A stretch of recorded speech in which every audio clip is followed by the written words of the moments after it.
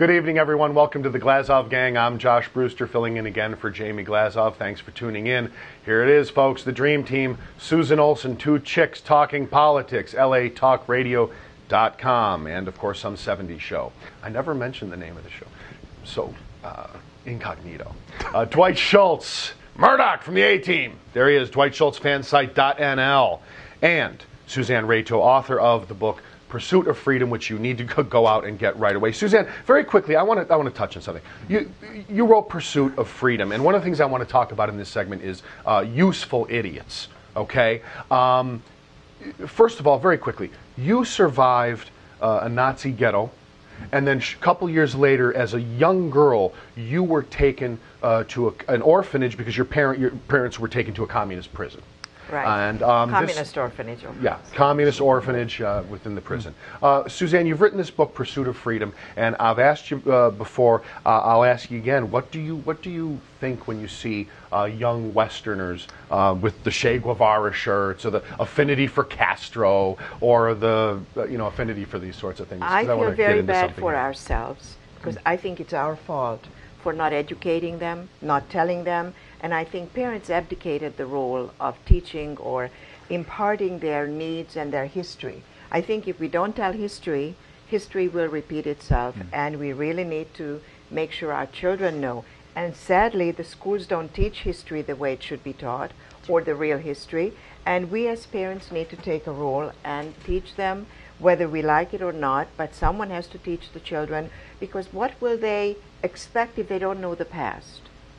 And you have to know what transpired before so that you can have a sense of reality. Sense of the past will give you a sense for the future. Dwight, I'm going to ask you, do you think that our schools in the last, since the fall of, or since the end of the Cold War, do you think that our schools have soft-pedaled teaching about the Soviet Union? I remember growing up in the 70s. They don't teach about it at all. Yeah, in the 70s we heard about, Susan, you'd remember, in the 70s we heard about the Soviet Union all the time as kids. Yeah. But we don't talk about the abuses of the Soviet Union now to kids. We don't talk about it. Is it because the media's kind of on the left, so they kind of figure they don't want to touch it? Or well, I don't know whether I've said it on this program.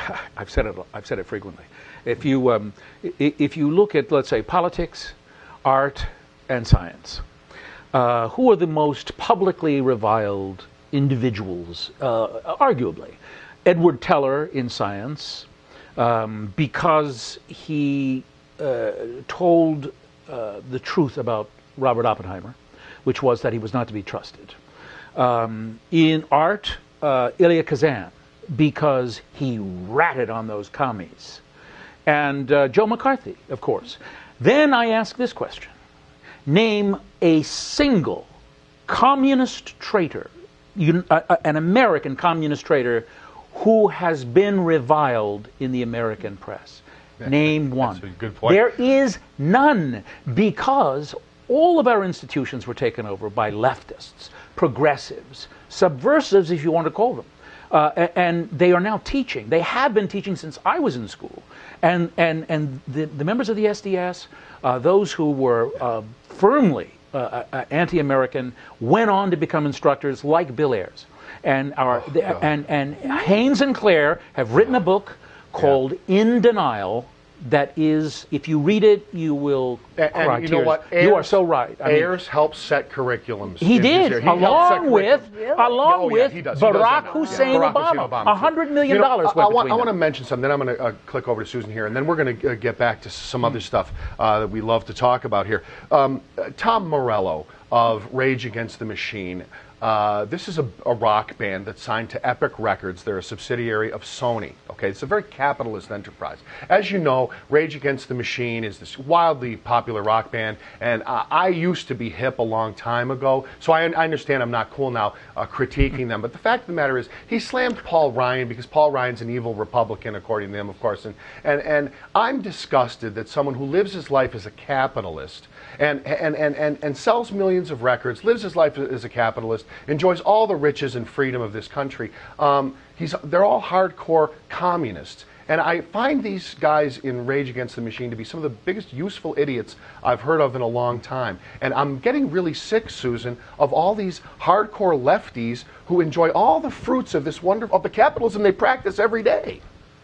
Well, yeah, and one of the things that really puzzles me is that Morello, who's a wonderful guitar player. Sure, I mean, he's great at what he does. I don't doubt it. But he and Serge Tankian from System of a Down, they team up together, and they rally for recognition of the Armenian genocide.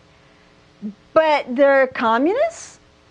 Well, where's the disconnect? Well, there's all kinds of disconnect. There's all kinds of disconnect. I mean, I think that this kind of hypocrisy, it reminds me of people, Susanne, it reminds me of people like Jane Fonda.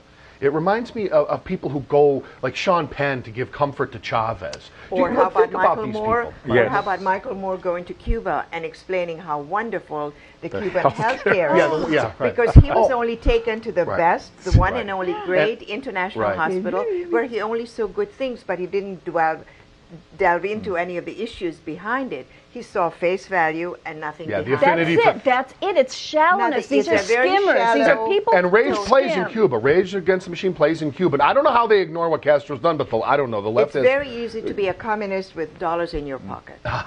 Very good. Dwight, finish us up with this. Well, it really is a conservatives in general, I think, this is my personal opinion, when people say, what's the difference between a conservative and a progressive liberal? Conservatives understand and believe that civilization hangs by a thread. That thread is effort and work and belief and an understanding that all things are temporal. They can go in the snap of a finger. That's right. The liberals, the socialist class, believe in perpetuity. Government goes on in perpetuity. And the perfection of exactly. man can perfect. When I ask my when I'm in a bit of an argument, a tiff, and I say, well, let's take your system to its nth degree, everyone is on the dole. Everybody. Yeah, what happens then? Nobody does anything. Everybody takes money from the government. Yeah, what do you do then? What is accomplished? Yeah. And that could not happen, is the answer. How far can we go? How far can you go? You can't go anywhere. And the dismissal of human initiative, which is what really socialism and communism is about, the destruction of the self and the creation of the collective, that everybody does. I mean, I heard someone on the radio who was the head of the some transit union, who was a communist, who's talking about this. The communism has never been implemented. So this is a high school. That's a high school argument. We haven't really implemented. Say that to when someone we do. Right. Suzanne, what do you think when someone says communism has never been tried? What do you do when someone says? Let's find a communist place for him. Right. And my husband used to say, give them a one-way ticket and let them crawl back to this terrible country, because we are not good enough. If not for this country, half the world wouldn't be where it is. Right. So we need to give credit to where it's due. But I'd like to just make one statement about conservatives and conservatism. I'm very insulted when people call me a conservative.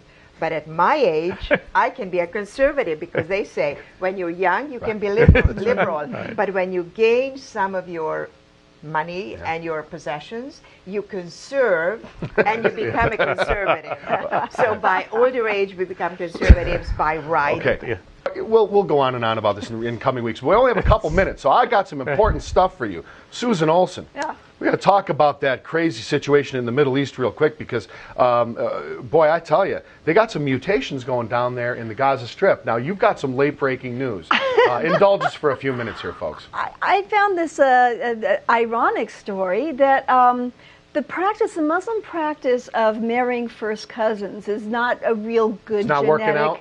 Not real Give me the quick version, because we're almost done here. Quick version is that a lot of the males are being born without genitalia. And since you have to have a penis to attend school, they're kind of SOL. Well, they can't get the operation in Gaza because they don't really have medical facilities, so they need to go to Israel to get the operation. Interesting. How ironic. And isn't it also interesting that gay Palestinians have to go to Israel because that's the only place they're safe to go to gay clubs, or that there are gay clubs. They call it Gay Tel Aviv, and Palestinians have to go there. Isn't life ironic? It's ironic. The only place in the Middle East where they can run freely and enjoy a free life. Good life.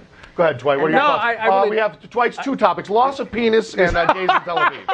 Please, quickly. No, I really have nothing to say about this. Okay, I really don't. This is too touchy. It's touchy-feely stuff. I'm out of that. Dwight, I got to say something. I want to honor Dwight's wife, Wendy, and my wife, Catherine, tonight, because I don't know how in the world two fine women could possibly put up with guys talking about the jihad all day long. So thank goodness we have a safe place to come to here. Susan, you're probably in a similar situation. You can listen to the jihad. My son can't stand to hear it. Suzanne? Well, Robert's a good both audience. my husband and I talk about it, so what else? You got a partner in it. Well, I want to apologize to everybody who has to deal with me and dealing with the jihad all day long. But you know what? Someone's got to stand up for this stuff. Okay, Susan Olson, thank you. I appreciate it. Thank you. I really appreciate it. It's always fun. We have a lot of fun. Dwight, as always. I'm glad I got here. I'm glad I wasn't late. A great guest. And Suzanne, thank you. It's my pleasure. Everybody go get Pursuit of Freedom. Thank you so much. Thanks to Jamie Glazov, as always. Yes. Thanks to the David Horowitz Freedom Center. Thanks for watching on FrontPageMag.com. I'm Josh Brewster.